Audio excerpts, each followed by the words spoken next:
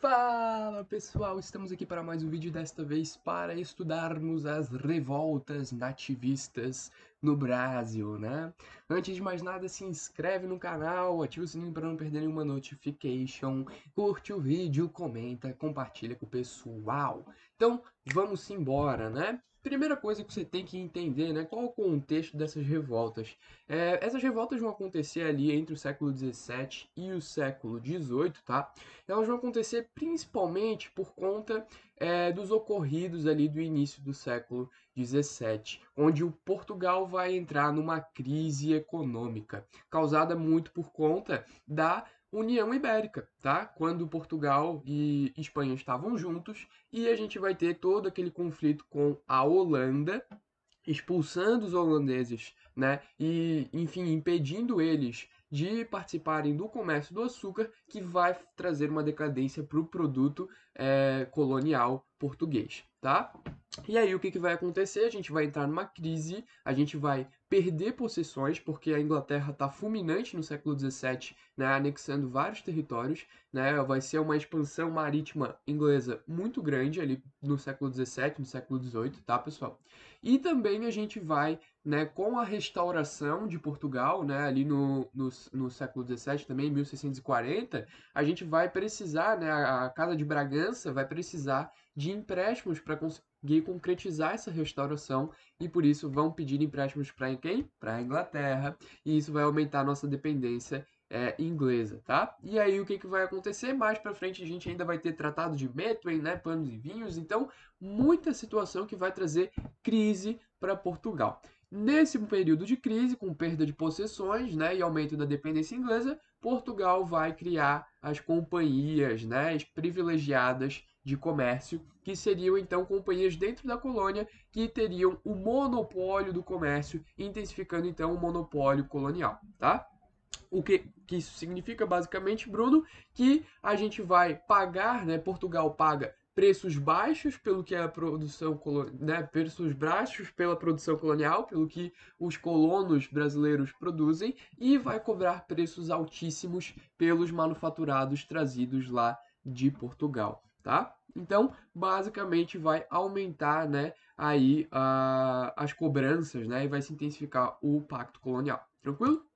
Então, né, essa é o contexto, né, da situação, e aí nesse momento de, enfim, de arroxo fiscal, nesse momento de aumento de abusos na colônia, a gente vai ter revoltas contra isso, né, porque o povo não tolera essa situação, né, o povo não quer que a sua vida piore drasticamente. Então a gente vai ter as revoltas nativistas, tá? Mas, né, elas não são revoltas que querem se separar de Portugal, que querem deixar de pertencer à colônia portuguesa. São revoltas localizadas, elas não possuem caráter separatista, né? Eles são apenas revoltas que possuem um descontentamento regional, tá? E elas ainda não possuem um caráter identitário, né? A gente não se reconhece como uma nação, né? Como a gente vai ter ali na Inconfidência Mineira, né? Ó, nós somos o povo, né, das Minas, né, ou enfim, na Conjuração Baiana, né, a gente vai ter aí na Revolução Pernambucana mais para frente também. Então não tem esse caráter identitário nacional, né, na colônia, o que vai fazer com que elas sejam apenas regionais e não queiram se separar, tá? Então, muito importante a gente saber desse detalhe. E quais são elas, né? São cinco principais, tá? Eu vou passar para vocês as duas primeiras aqui nesse vídeo e no outro a gente comenta as que restarem, tá bom? A primeira delas é a que menos cai nos vestibulares, tá? Que é a aclamação do Amador Bueno, de 1641. É um fato, assim, um pouco mais isolado, tá? Um pouco menor, por isso que ela não cai tanto em vestibulares. As revoltas nativistas, como um todo, elas caem um pouco por conta desse caráter regional, tá? Então, geralmente elas caem mais nos locais, né, em que elas aconteceram. Então, se você é de Pernambuco, pode ser que caia bastante coisa da Guerra dos Mascates, né, da Revolta dos Mascates.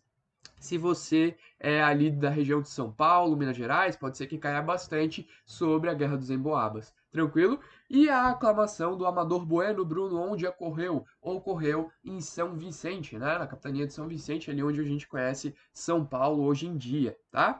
E por que que ela ocorreu? Ocorreu naquele contexto, né, de São Vicente se afastar, né, se distanciar de Portugal. Portugal criar um certo descaso perante essa capitania, né, por conta da distância, por conta da cultura que se desenvolveu naquela região, tá, uma cultura bem miscelânea, né, bem misturada, várias pessoas de diversos lugares. Então a gente vai ter esse isolamento vicentista, tá, que vai fazer com que São Vicente recorra a outras maneiras de realizar comércio, já que não consegue realizar comércio com a coroa portuguesa, certo? O comércio de açúcar em São Vicente, ele é decadente desde lá do século XVI, tá, pessoal? Ele é decadente, tá? Então a gente vai ter São Vicente recorrendo a outras maneiras, né, de realizar aí a movimentação da sua economia, como por exemplo o comércio extrativo, né, a comercialização de indígenas daí pelas bandeiras de apresamento, né? Então a gente vai ter esse estímulo desse o comércio secundário, né? E principalmente com os espanhóis, tá? A gente tinha aí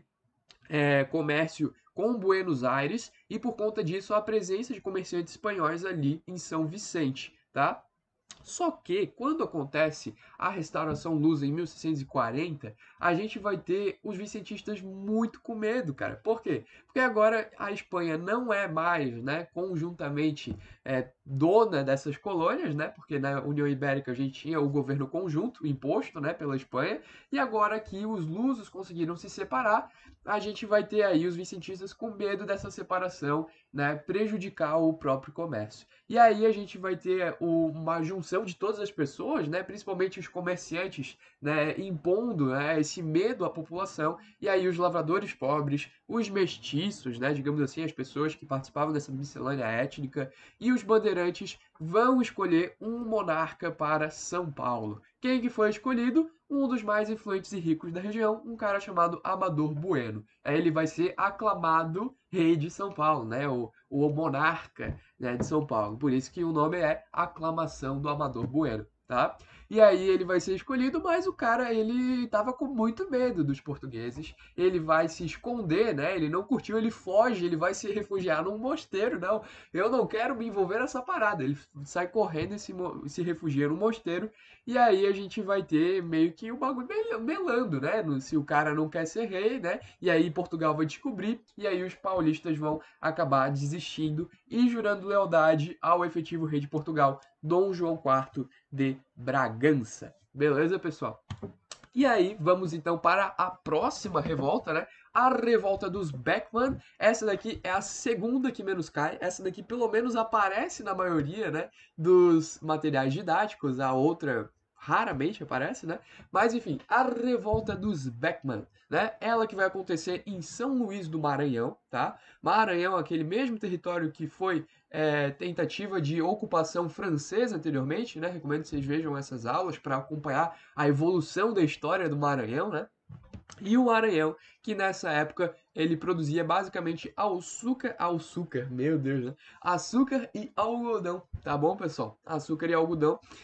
E a gente vai ter aí essa revolta sendo uma revolta da elite, tá, galera? E quais que eram as principais reivindicações dos maranhenses, né? Principalmente os Beckman, que eram a elite, né? Os mandatários, assim, né, do Maranhão. Eles, cara, tinham muita dificuldade de escoar a própria produção. Por quê? Você lembra que eu falei daquele arroxo fiscal, né? De toda aquela situação de Portugal tá impondo mais impostos, né? De Portugal tá cobrando mais pelos manufaturados. Então, a gente vai ter esse enrijecimento do monopólio colonial sendo um grande motivo para essa revolta dos Beckman, tá? Além disso, a gente também tem nessa época uma escassez de escravos. Por quê? Porque a metrópole vai começar a cobrar preços mais altos pelos escravos, tá? E isso vai acabar fazendo com que diminua a quantidade de escravos aqui no Maranhão, tá? E aí os maranhenses, né, principalmente a elite, vai começar a escravizar indígenas. Em 1680, o rei Dom João IV, né, aí intermediado provavelmente pelo padre Antônio Vieira, vai enviar um decreto proibindo a escravização dos indígenas, tá? O que vai fazer aí um descontento muito grande aí por parte dos maranhenses, tá? E aí, além disso, né, para piorar a situação, a coroa portuguesa ainda vai criar a a CGCM, né, a Companhia de Comércio do Maranhão, que seria então uma forma de monopolizar o comércio por parte da coroa portuguesa, tá? E o que vai acontecer? A gente vai cobrar preços altíssimos pelos manufaturados que a gente envia para o Maranhão, tá? E manufaturados de baixíssima qualidade, tá? Se comparados aí com os manufaturados da Inglaterra, da França, tá? E a gente vai comprar os produtos maranhenses por preços muito mais baixos do que os que deveriam ser praticados e que eram praticados anteriormente, tá? Então, além disso, a Companhia Geral de Comércio do Maranhão também ela tinha se proposto, né, a resolver o problema dos escravos e iria fornecer escravos com preços combinados, só que ela não fornecia escravos e quando fornecia com preços mais altos, né, exacerbados aí em relação aos combinados com os maranhenses, tá? Então a gente vai ter toda essa situação, tá? Do monopólio português da venda de escravos, da escassez de abastecimento, não só de escravos, mas também de outros produtos, tá? Preços exorbitantes, e isso vai fazer com que os irmãos Beckman, principalmente, que eram os principais, né, os manda-chuvas da região, vão se rebelar. Eles vão ficar indignados com a situação e vão se rebelar. A gente vai ter a ocupação dos armazéns do CGCM, tá?